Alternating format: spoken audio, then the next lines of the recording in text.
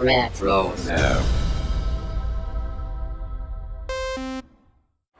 What's up, guys? This is Daniel Logan, Boba Fett from Attack of the Clones, the Clone Wars, Book of Boba, Skywalker Saga game, and hopefully many more things in the Star Wars galaxy.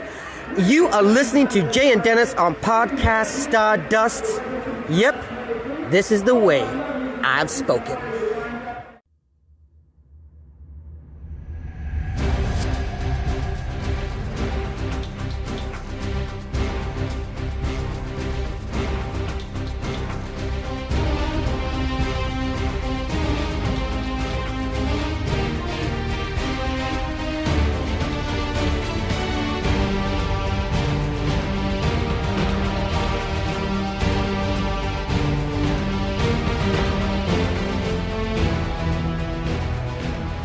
Welcome to Podcast Stardust. This is the fully armed and operational podcast dedicated to Star Wars news, reviews, and discussion. I'm Dennis Keithley. And I'm Jay Krebs. She's back. We're all happy. Yay.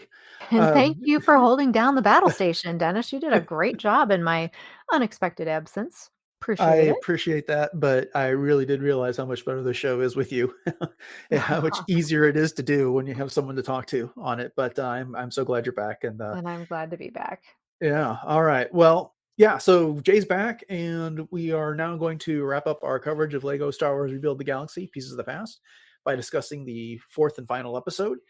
But before we do that, Jay, you want to go ahead and remind everybody what our social media contacts are before we get started?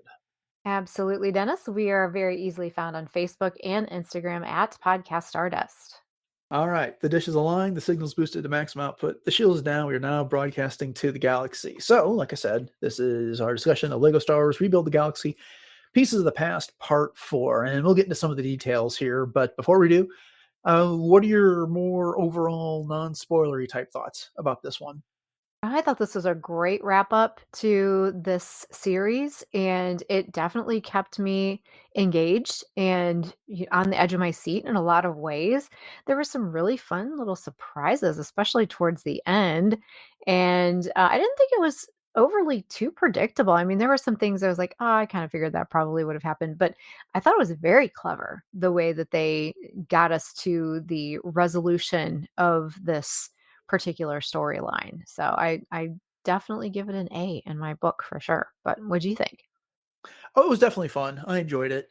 This is going to sound like a criticism. It's really not, but it did have enough of these corny Star Wars references and lines from the movie that they kind of delivered in dad joke type fashion throughout the whole thing that, it was a groaner from here and there, but in a fun way. I think overall, I feel like the tone was a lot more kids play type of a tone than the previous 3 episodes, if that makes any sense. Yes. I could see real little kids coming up with some of the dialogue if during free play, if that's what they wanted to do, which is fine. I did kind of predict a twist, so to speak, twist in quotes, that happened to this, if you remember at the end of our last episode. So kind of saw that one coming. But no, it was fun. I think I liked the other 3 episodes more because they got so much more into the, what is the Force Hold, the lore behind the Force Hold. And that's where we really got like the best mashups and things like this. And this is really just much more of a conclusion type of an episode as opposed to giving us the new stuff. And that's fine. That's what his job was. But I just kind of liked getting into the concepts of the first 3 episodes. But as we've been saying all along, this is not a series that you could take too seriously. Right. So you just kind of have to enjoy it for what it is, and for what it is, it was fun. It was a good time. So, Yes. yeah, indeed. All right. Well, with that, let's go ahead and get into this. I did think it was funny that Solitus showed up in the opening montage of characters, with the whole little Star Wars banner they do at the front. Yes. And then we go from there to the only planet left in the galaxy, Canto Bight, with Solitus's fortress. And, Solitus is just like pleased that his plans worked. He's enjoying the peace and quiet and the silence, and he's told Dev that he's made the right choice. You're looking for a teacher, now you found one. But it brings up a question for me. And then what? If there's nothing left in the galaxy, what's there to teach? What's there to do? What's the purpose of all this? And it doesn't ultimately matter, I guess, but I don't know. I just was like, so what was the next phase of the plan here? What that occurred to you, or what did you think? Oh yeah, and the thing, like I brought this up before, that this is very much reminiscent of Avengers, you know, Mhm. in terms of once Thanos snaps his fingers and everything is kind of quiet, it's like, okay, well, now what? What's next? And Yeah, but this is even more severe because there's literally no one left but the two of them, Solitus and Dev. So, yeah, yeah. yeah. And I kept expecting him to say something like, "Well, now we can rebuild the galaxy however we want," or whatever, and nothing. I mean, it was just like, Thanos had a plan, which was the galaxy's resources are being stretched beyond their capabilities here, so I'm getting rid of half the life in the galaxy, and then everyone will be better off. That's left will be better off for it. Well, Sol's just want to get rid of everybody. So, Right. okay, Yes. he really is the world, a galaxy's largest introvert. So, uh, It's true. But did it yeah. ever strike you, there was at one point where I thought to myself, I wonder if Solitus is kind of a metaphor for the parent who wants to make sure that everything is picked up, put away, cleaned up, and because there was a lot of references made to that type of thing, like cleaning up and putting things away, so to speak. Did that ever occur to you? Well, I think the closest thing to that, skipping ahead towards the end, and we'll just say it now, when Dev is turned on him and Dev, Sig, and Bob are fighting him, one of the things they do is they just start making random things. And Mhm. that annoyed Solitus. Yes. That was how they distracted him. So yes, he wants the peace and quiet. He wants everything in its place. I mean, I guess we should have guessed that based off his name, Solitus, solitude. True. But it's not like he's Darth Solitus. He's not even a Sith in this thing. But yeah, I don't know. He's just. I think yeah. There's the metaphor for the cranky don't don't do with your Lego toys what you're anything other than what you're supposed to do with them, and the Mhm. anti creativity. um yeah, and the antithesis of that is Sig throughout this, which is talking about he makes some reference. I think he actually uses the words free play at some point in the Yes, episode. I think he does. I think you're right. Right, and so it's just kind of like, don't be constrained by all of this. The whole point of all of this is to explore and to create and do things that are new. Um, so and I think that theme was handled pretty well. It's not like they hit us over the head with it, but they made just enough references for us to get it. Mhm. Yes, I agree. Mhm. So we get back to the Force Hold, which is disintegrating because, as Jedi Bob tells us, it was never intended to hold an entire galaxy like this. So it's caving in on itself there. And later we find out that by doing this, it changes the nature of Solidus's power. So when he opens up those rifts, he's not sending one to the Force Hold, he's sending them into oblivion there. Right, right. And he even has a quote at the end of this when they're all fighting. But he basically says, like the power of oblivion there and whatever. So yeah, it's an interesting character. But Sig rallies everybody into working together, not before Obi-Wan and Revan get sucked into this void with Obi-Wan saying goodbye there, which That was so yeah. corny, but I did chuckle at that one.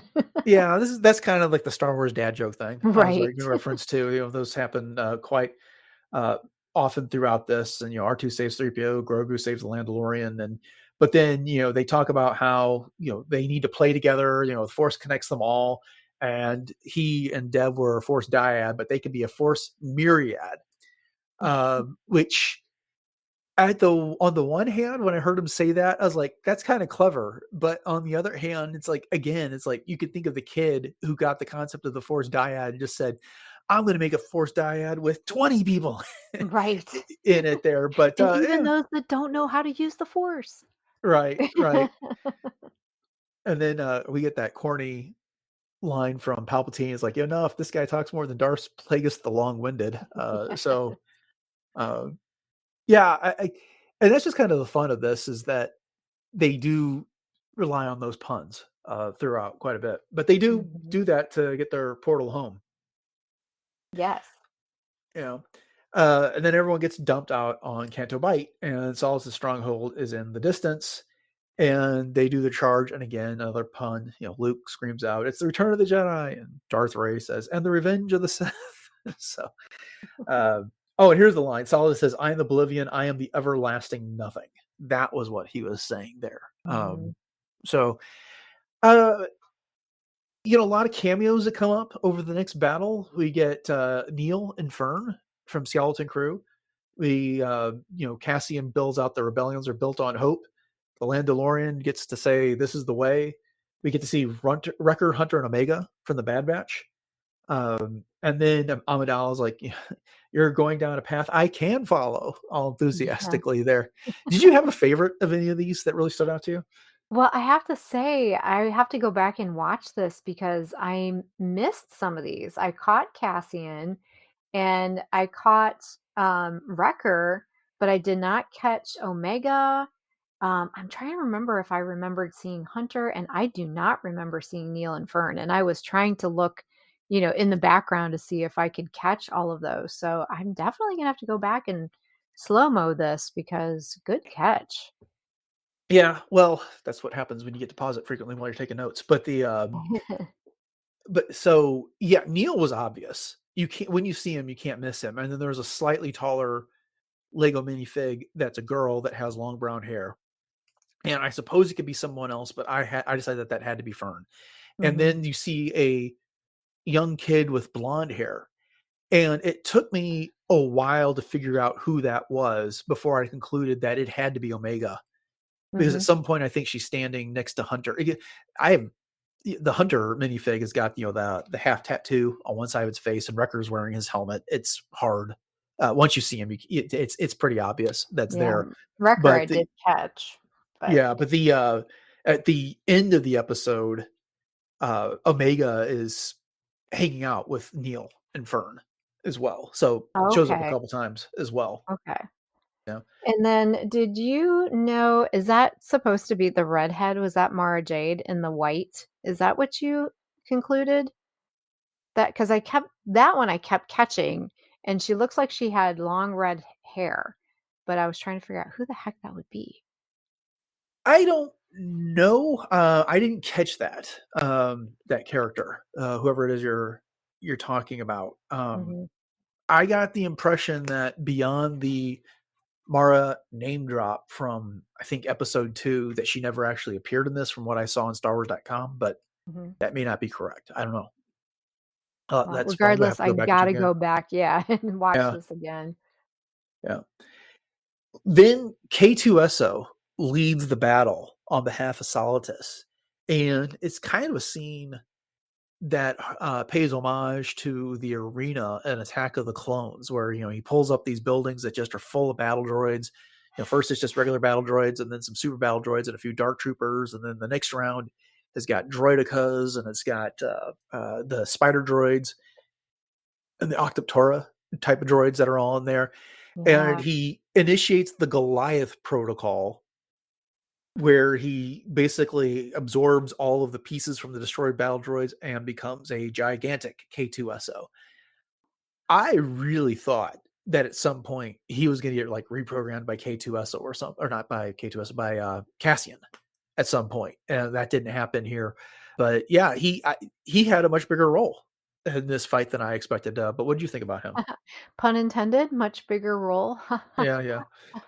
But no, I thought, this is totally a kid thing because, little kids playing and they're like, I'm going to make it even bigger and better, like you were saying about the Force Myriad, kind of the same idea. So I thought that that was just perfect for, thinking about what Legos can do and just putting all the pieces together literally and making this huge. And I love the idea of this Goliath protocol. What a great name.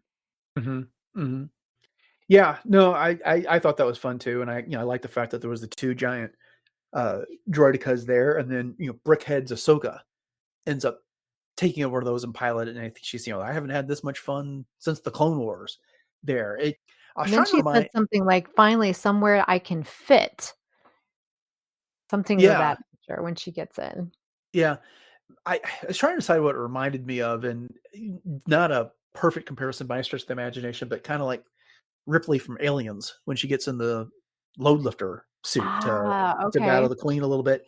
Mhm. But that was I thought that was actually a pretty cool little scene there. I mean, I using that droideka that way. I think in that now defunct Star Wars Hunters game, one of the characters had like a droideka that they were using as a mobile battle vehicle of some sort. So I don't know if they drew Okay. inspiration from that or where they came up with that from, but at Mhm. least an interesting idea. Yeah. I really enjoyed Jabba dual Yes. wielding lightsabers. It was so good. So good. And I just loved in the battle, like when they first start doing the charge, just kind of seeing him like hopping forward at a slower pace than everybody else. And then even back when the Force hold, he's riding around on the back of Spider Jar Jar Binks, uh, Mhm. just because yeah, he can't move that fast. But Right. yeah, He is a big old slug, by the way. And I do like Palpatine coming in with his spinning move, but yet he had his blue lightsaber instead. That was pretty cool. yeah. Again, that's just they just kept dropping all of the lines and the Mhm. references from the original Star Wars movies that that we're used to in this. Did you notice? I wasn't sure if it was IG-88 or IG-11, but the IG-11 Jedi that was there. I did, yes, I did catch that. That was super cool too. Yeah, and he Just was like the loving only it. casualty of the whole thing either when Yeah, because he K2SO gets stopped on him. smashed on him. Yep. Yeah, and Poor then of guy. course Luke clears the path for Sig and Dev so they can go get the Solitus, and you go handle this, and we'll take care of this, and may the Force be with you. And then Sig geeked out of that. He said it. He said the thing. You all have been saying the thing, Sig, with all the lines we get there. Yeah, our first clue that Dev was, truly on his side was when he called him Siggy. Yeah, that's what I was just about to bring up, because Mhm. when they get to Solitus's fortress and Solitus basically says, Dev, go destroy your brother. And he jumps down there. And as soon as he addresses him by Siggy, are you ready? I was like, Mhm. okay, if we didn't know what was going to happen before, we sure do now. Right. Uh, Right. yeah. And Although so, Sig wasn't too sure, he was yeah. he was ready to defend himself if he needed to.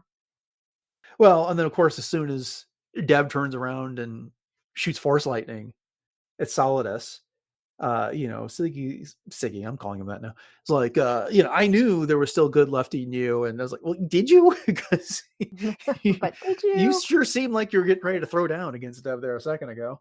Mhm. I think it was more, like I said, defending himself than anything else, but Yeah.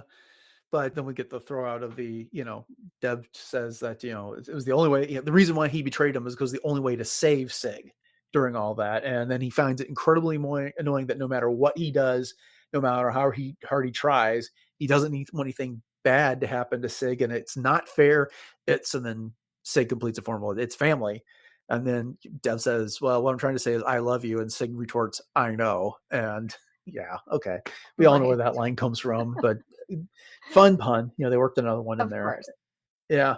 I did like the line that they threw out there that power for power's sake creates a void in your soul, which, Oh, so glad you pulled that out because I loved that too.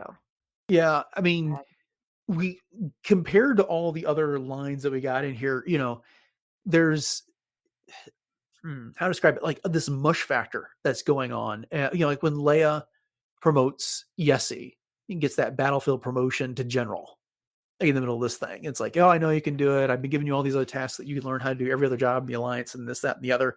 And, when she's like giving out orders and, force users go to your vroom, vroom, vroom type of a thing. And right. again, and then this is like a real line. It's a good one. It's a It is. real It's a line in the middle of all quotable this.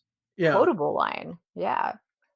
And they even try to save Solidus. It's never too late to turn away from a dark path, but Solidus Right. isn't going for it. So, and then again, another Star Wars groaner when Vader's talking to Padme, the thing I hate the most in this galaxy is sand, but there's one thing rougher than sand. Regret. And I've been living with Regret. regret for a long time. Yeah. Like I said, it's not a criticism, but I think it's one of those things, if you're a kid, you're just like, "Oh, I get that reference." And if you're an adult, you're like, "Oh my gosh, what a fun." Exactly. Yeah. And then, yeah, Ahsoka had left and came back with the gigantic Chewbacca, Cal Kestis, Ben Solo, Viper, and Jackson there. So they got to come around for the finale. And, that was the other thing that occurred to me. It was like, I thought the Chewbacca versus the giant K2SO was a lot like Godzilla and King Kong versus Mechagodzilla from the recent movies that Oh, came out yeah, I there. could see that. Yep, good call. Yeah. And then, of course, Chewbacca ripped off an arm because that's what Wookiees do. Why are they ripping off arms? Why do they do that? Yeah. That's what he said.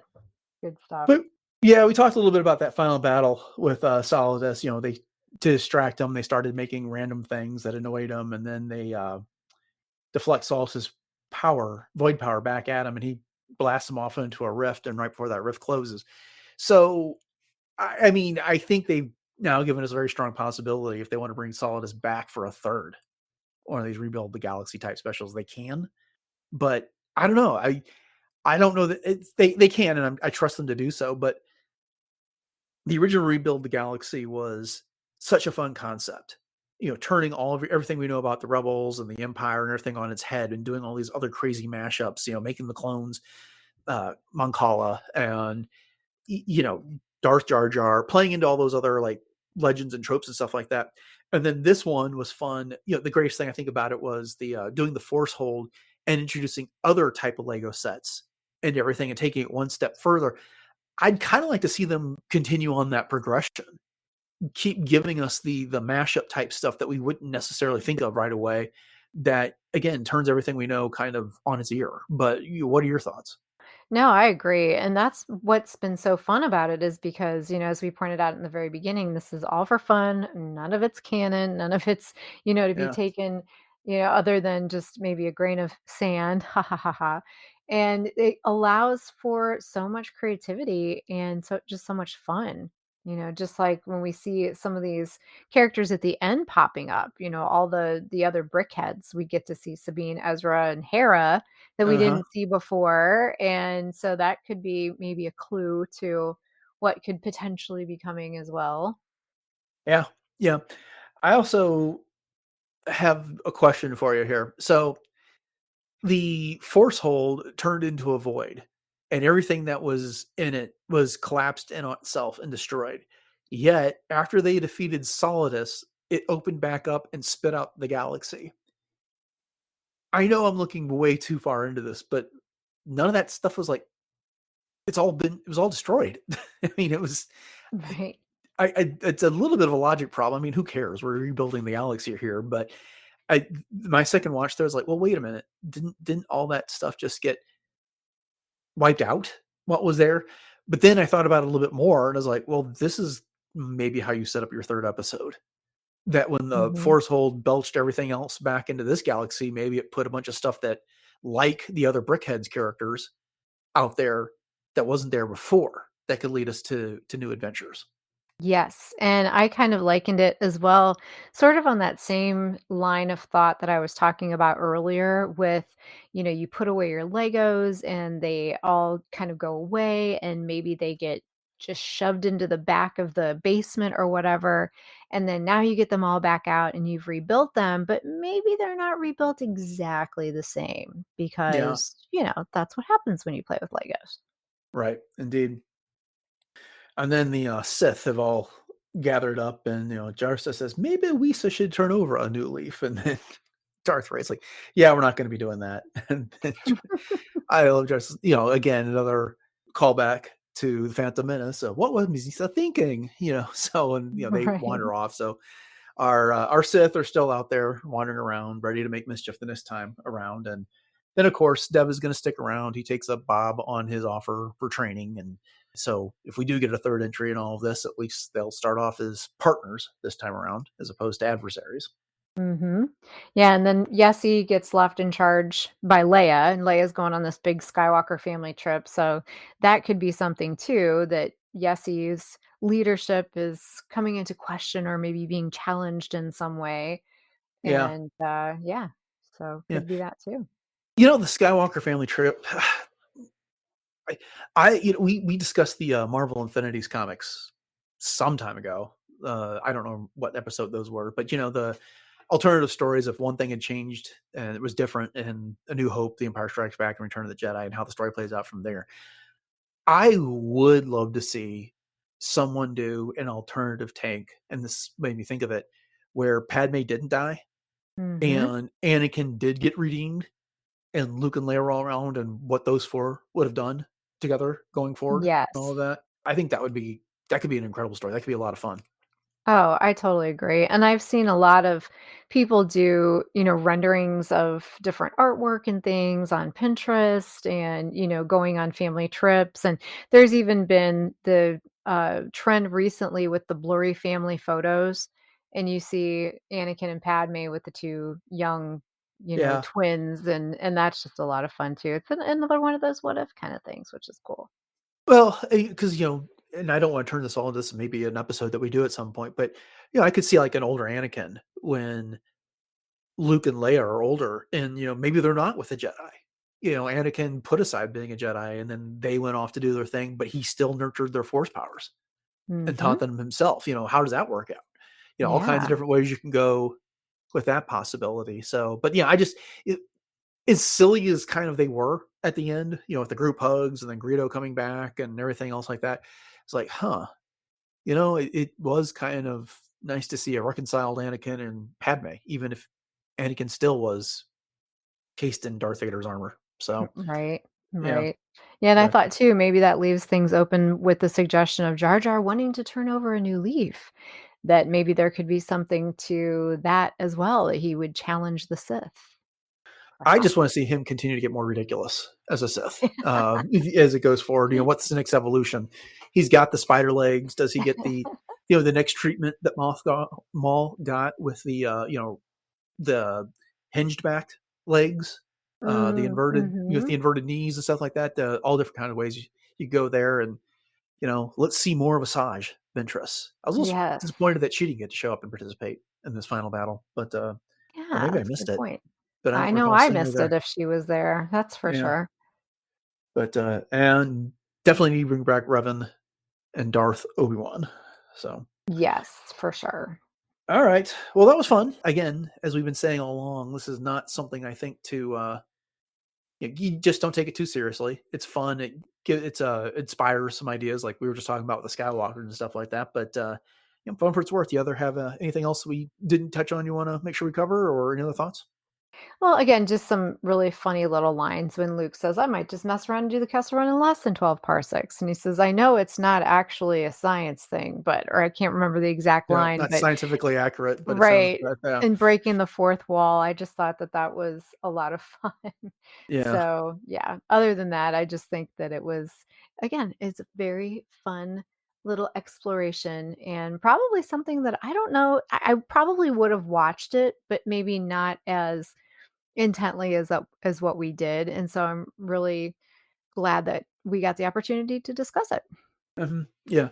I typically watch these the first time when I'm on the exercise bike, and it's always every episode was good for a few good laughs and stuff like that. And then sitting down and diving into the details later to write the notes has always been a lot of fun. So glad we did it. I'm looking forward to whatever they come out next. And it seems like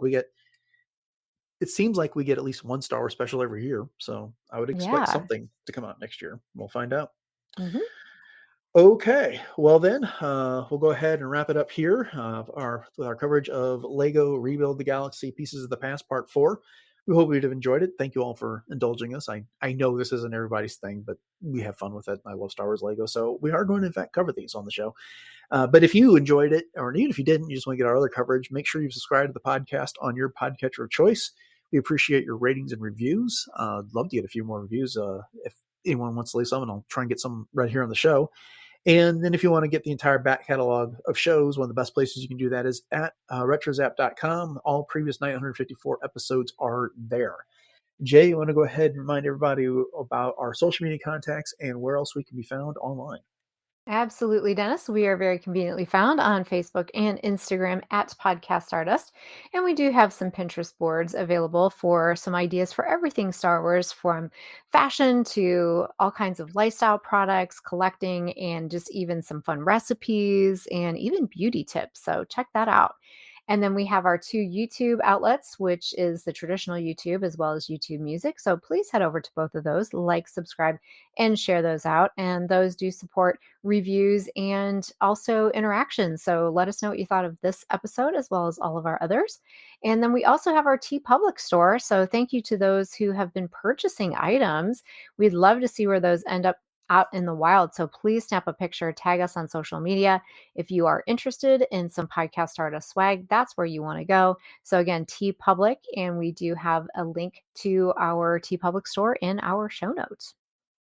All right, upcoming on the show, and this is all subject to change as Jay and I are trying to catch up back up on our schedule. But on Friday, we are planning to cover Star Wars news. And then on Monday, the current plan is to do this month's edition of the Revenge of the Sith series that we're doing.